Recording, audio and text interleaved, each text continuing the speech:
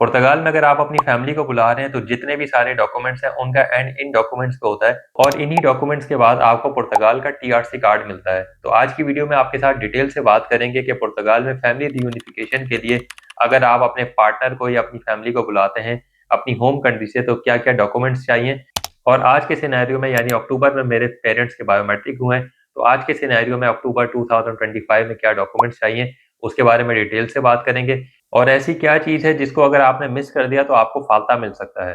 Hello everyone, welcome to Portugal immigration diaries. मेरा नाम है दानिश कंवर और आज की वीडियो में आपको डिटेल के साथ बताऊंगा कि पुर्तगाल में फैमिली रियूनिफिकेशन के लिए अक्टूबर में क्या क्या डॉक्यूमेंट्स रिक्वायर्ड हैं।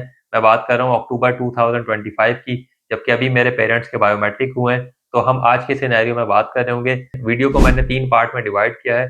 सबसे शुरू में मैं बताऊंगा कि पुर्तगाल में जो लोग अपने पेरेंट्स को या अपनी वाइफ को या अपनी फैमिली को बुला रहे हैं उनके कौन-कौन से डॉक्यूमेंट्स चाहिए। सेकंड पार्ट में मैं बताऊंगा कि वो पेरेंट्स या वो उनके पार्टनर जब पुर्तगाल आ रहे हैं तो आने के बाद उनके कौन-कौन से डॉक्यूमेंट बनेंगे। और वीडियो के लास्ट में बताऊंगा कि होम कंट्री से आते हुए कौन-कौन से डॉक्यूमेंट उनको चाहिए कि वो अपने साथ यहाँ पे लेके आएँ। तो वीडियो थोड़ी-सी लंबी होगी, लेकिन आपको जो इन्फॉर्मेशन मिलेगी वो आपको इससे पहले यूट्यूब पे नहीं मिली होगी। तो चलें वीडियो को स्टार्ट करते हैं। व्यूअर्स, सबसे पहले इस केस में मेरे पेरेंट्स को बुलाया था मेरी सिस्टर ने, तो उनके क्या-क्या डॉक्यूमेंट्स चाहिए थे वो मैं आपको बता देता हूँ। उनकी यहाँ पे ग्रीन स्लिप या अगर आपकी सैलरी स्लिप्स हैं तो वो चाहिए लास्ट 3 मंथ्स की। अगर आपके पास जॉब कॉन्ट्रैक्ट है तो वो चाहिए। सैलरी स्लिप्स हैं वो चाहिए, या अगर आपकी एक्टिविटी ओपन हुई है तो वो चाहिए। और अगर आपके साथ एक्टिविटी पे आप ग्रीन स्लिप जनरेट करते हैं तो लास्ट 3 मंथ्स की ग्रीन स्लिप्स चाहिए। इसके अलावा उनको चाहिए यहाँ से बैंक स्टेटमेंट। जो पर्सन आपको यहाँ पे बुला रहे हैं उनकी बैंक स्टेटमेंट यहाँ पे होनी चाहिए। हमने सेफ साइड 6 मंथ की बैंक स्टेटमेंट यहाँ पे लगाई थी। इसके अलावा उनकी चाहिए यहाँ पे आईआरएस, कि वो यहाँ पे किस तरह अपने आप को सपोर्ट कर रहे हैं, उनकी कितनी आईआरएस है।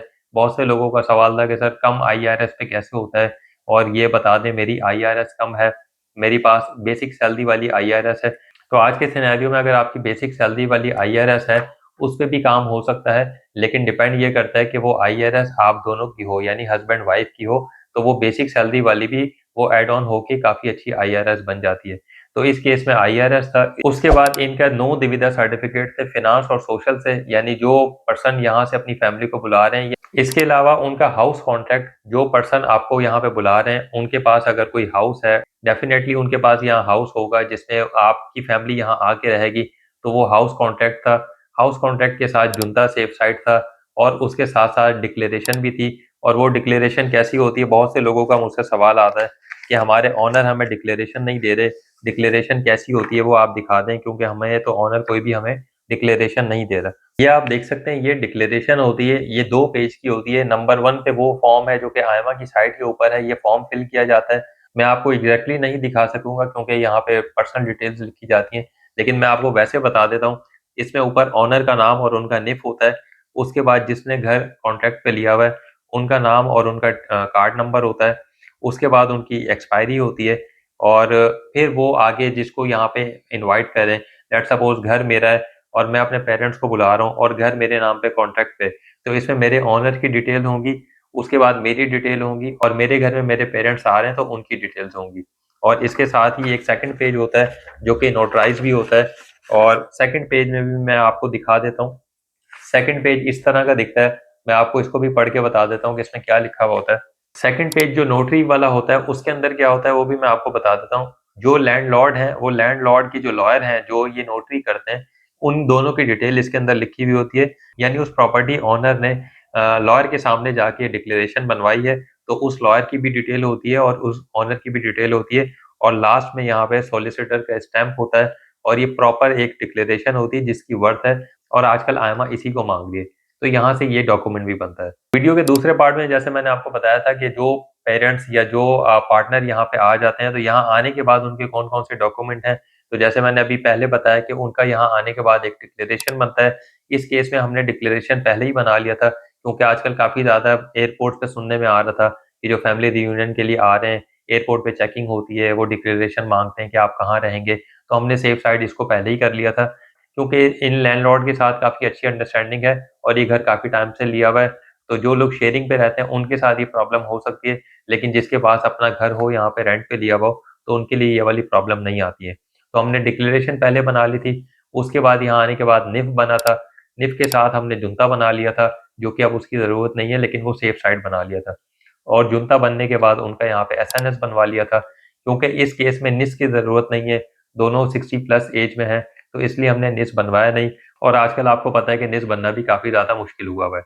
तो ये सारे वो डॉक्यूमेंट्स हैं जो पुर्तगाल आने के बाद बन जाते हैं, वो बनवा लिए थे। साथ में हमने इनके वीज़े के स्कैन निकाल लिए थे, जो दोनों को पाकिस्तान से पुर्तगाल एम्बेसी से वीज़ा मिला था उसके स्कैन थे। साथ में पासपोर्ट की वो एंट्री और एग्जिट के स्टैम्प, जैसे पाकिस्तान से एग्जिट किया और पुर्तगाल में एंटर किया, वो स्टैम्प की भी स्कैन निकाल लिए थे। ये सारे डॉक्यूमेंट्स यहाँ पे थे। दोनों एप्लीकेंट की अलग अलग फाइल बनाई गई थी। एक की फाइल में भी कॉन्ट्रैक्ट था, हाउस कॉन्ट्रैक्ट सेफाइड लगा दिया था यहाँ पे। दूसरी फाइल में भी हाउस कॉन्ट्रैक्ट था। दोनों की फाइल में उनके पर्सनल डॉक्यूमेंट्स थे और वो हमने पूरी प्रिपेयर कर ली थी। और वीडियो के लास्ट में मैंने आपको कहा था कि पाकिस्तान से, इंडिया से क्या क्या डॉक्यूमेंट्स चाहिए, तो अब आपको लेके चलते हैं वीडियो के लास्ट पार्ट में। जैसे ही इनको वीज़ा वहाँ से मिला था और जब हमने ट्रैवल प्लान किया था, तो इन लोगों के यहाँ पे बायोमेट्रिक थे 2 अक्टूबर को, और हमने ट्रैवल प्लान किया था 21 सितंबर को।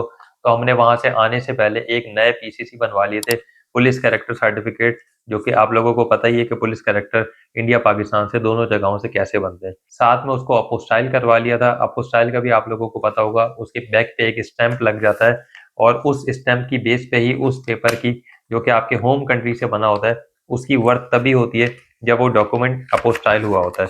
अपोस्टाइल इस तरह का होता है, ये पाकिस्तान से है, इंडिया से भी ऑलमोस्ट इसी तरह का एक एक पीस ऑफ पेपर लग जाता है, नीचे उसके स्टैंप होती है। तो ये हमने पुलिस कैरेक्टर बनवा लिए थे।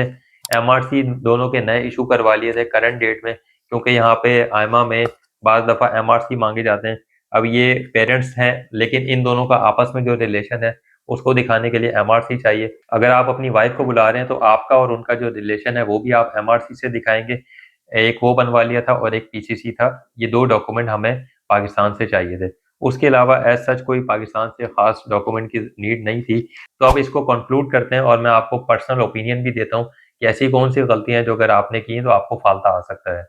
तो व्यूअर्स, जैसे कि मैंने आपको बताया कि ये सारे वो डॉक्यूमेंट्स हैं जो कि ले जाने पड़ते हैं आईमा में, और इन सारे डॉक्यूमेंट्स की बेस पे ही आपको कोई फालता रिसीव नहीं करना पड़ता।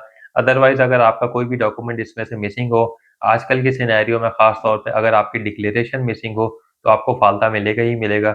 या दूसरे केस में जो पर्सन यहाँ पे उनको बुला रहे हैं, अपने पेरेंट्स को या फैमिली में से किसी को, तो उनकी इनकम अगर आप नहीं दिखा रहे हैं तो फिर मीन्स ऑफ सब्सटेंस का फालता आता है। या और इस तरह की और चीज़ें हैं, जैसे कि अगर उन्होंने कोई मेन डॉक्यूमेंट को मिस कर दिया, अपना हाउस कॉन्ट्रैक्ट नहीं दिखाया, तो भी आपको बहुत ज़्यादा लोगों को फालते आजकल आ रहे हैं। तो आजकल के सिनेरियो में आप लोगों को कौन-कौन से डॉक्यूमेंट्स लेके जाने हैं, साथ में अगर आपकी वाइफ है या आपके बच्चे हैं, तो भी ऑलमोस्ट इसी तरह के डॉक्यूमेंट्स, बस आपको इस चीज़ का ध्यान रखना है कि अगर मैं अपनी फैमिली को बुला रहा हूँ, तो मुझे उनका रिलेशन दिखाने के जो डॉक्यूमेंट हैं, वो आपको आपकी होम कंट्री से चाहिए। या अगर मैं अपने बच्चों को बुला रहा हूँ पाकिस्तान से, इंडिया से, कहीं से भी, तो उनको उनके साथ जो आपका रिलेशन है, तो बच्चों के लिए बर्थ सर्टिफिकेट लगता है। अगर आप वाइफ को बुला रहे हैं, तो मैरिज सर्टिफिकेट लगता है। वो आपको करंट डेट में निकाल के अपोस्टाइल करवा के लाना है।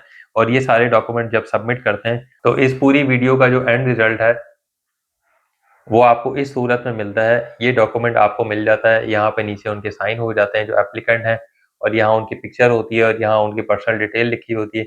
यही वो डिटेल है जो आपके टीआरसी कार्ड पे लिखी हुई आती है। तो आई होप आपको वीडियो पसंद आई होगी। वीडियो अगर पसंद आई हो तो कमेंट कीजिएगा, लाइक कीजिएगा। अगर आपका कोई सवाल हो तो कमेंट बॉक्स में ज़रूर बताइएगा, मैं कोशिश करूँगा उससे रिलेटेड एक अलग से वीडियो बना दूँ। आपसे मिलेंगे नेक्स्ट वीडियो में, और जब इन लोगों के कार्ड आएँगे इंशाल्लाह वो भी मैं आपके सामने शेयर करूँगा। टिल देन नेक्स्ट वीडियो, अल्लाह हाफ़िज़।